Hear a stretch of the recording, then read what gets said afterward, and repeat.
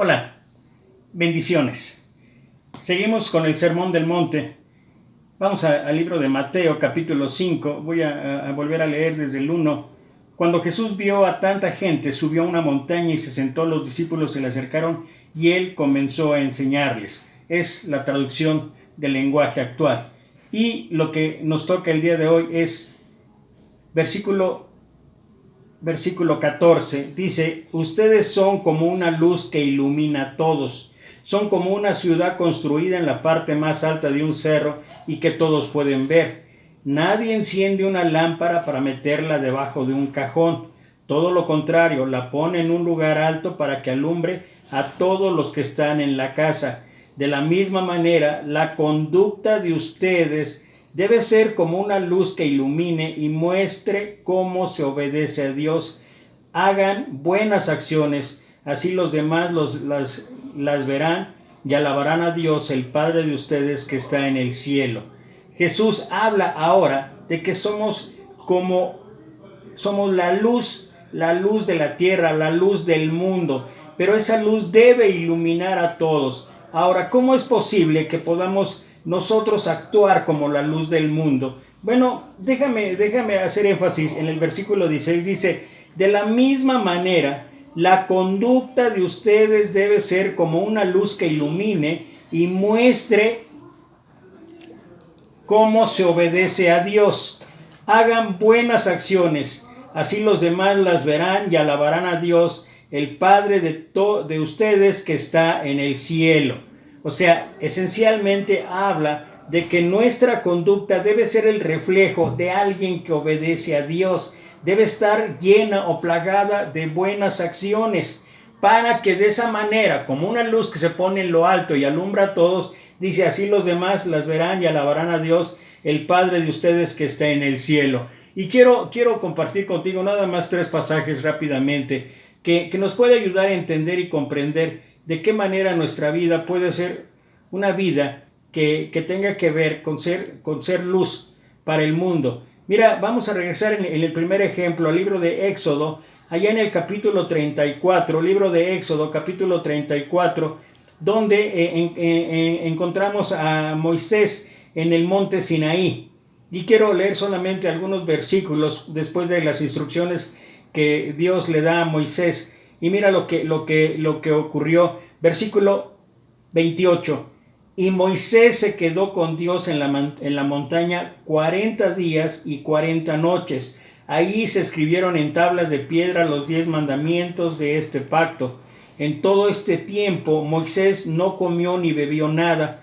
Cuando Moisés bajó de la montaña del Sinaí, traía consigo las 2 tablas con la ley escrita en ellas. Su cara brillaba, pues había estado hablando con Dios, pero Moisés no se había dado cuenta. Primera cuestión que tiene que ver con ser como la luz del mundo, la luz de la tierra, la luz que alumbra a todos los demás. ¿Hace cuánto que no estamos ante la presencia de Dios de una manera continua? ¿Hace cuánto que no escudriñamos la Escritura de una manera personal con Dios? ¿Hace cuánto que no estamos en oración constante para tener una relación personal con Dios? Moisés lo hizo, aparte de recibir la encomienda, es cierto, para lo del pueblo de Israel, pero cuando él estuvo ante la presencia de Dios durante todo este tiempo, él ni siquiera sabía, pero su rostro, dice en la versión Reina Valera, su rostro resplandecía. Cuando nosotros estamos ante la presencia de Dios de una manera personal, de una manera individual,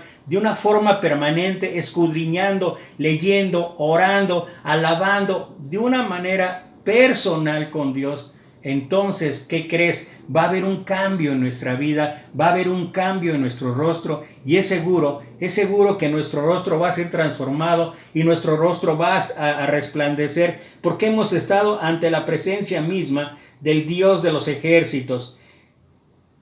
Salmo capítulo 27, versículo 4. Esa es la segunda cosa que quiero compartir contigo.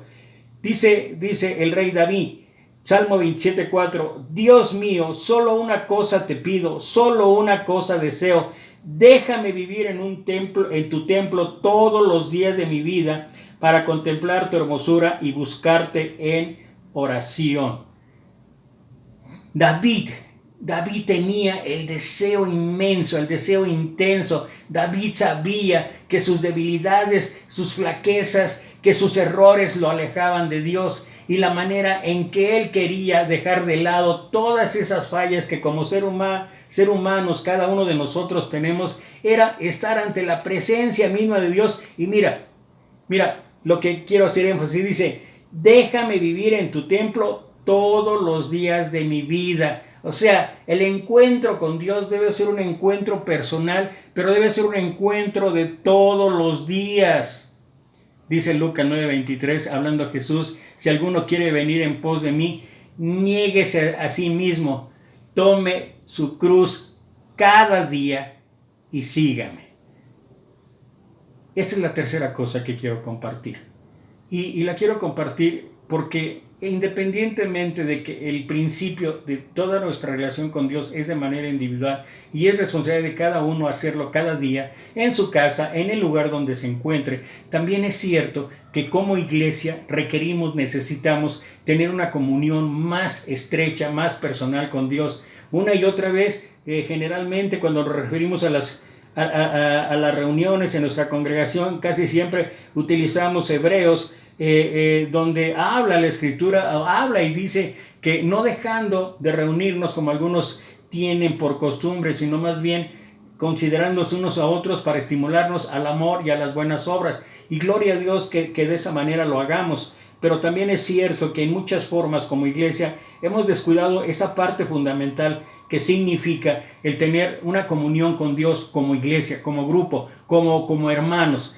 Fíjate lo que habla aquí, el libro de los Hechos, capítulo 2, versículo 44 al 47. Y esto es lo que hacía la iglesia en el primer siglo, y no entiendo por qué no lo podamos llevar a cabo ahora, independientemente de que la sociedad ha cambiado, independientemente de que las circunstancias, las situaciones son distintas, son diversas, que las distancias se han alargado y que podemos enumerar un sinfín de cosas. Pero mira lo que dice Hechos capítulo 2, versículo 44, versión Reina Valera. Todos los que habían creído estaban juntos y tenían en común todas las cosas. Vendían sus propiedades y sus bienes y lo repartían a todos según la necesidad de cada uno.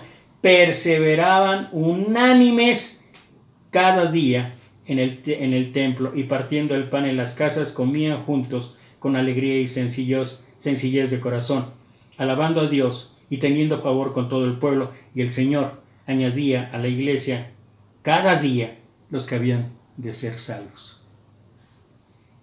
Hoy, gloria a Dios que tengamos campañas de evangelización. Gloria a Dios que hablemos de la necesidad de evangelizar. Gloria a Dios que nuestra meta sea esa. Pero, ¿por qué no hacerlo de la manera en que Dios dice?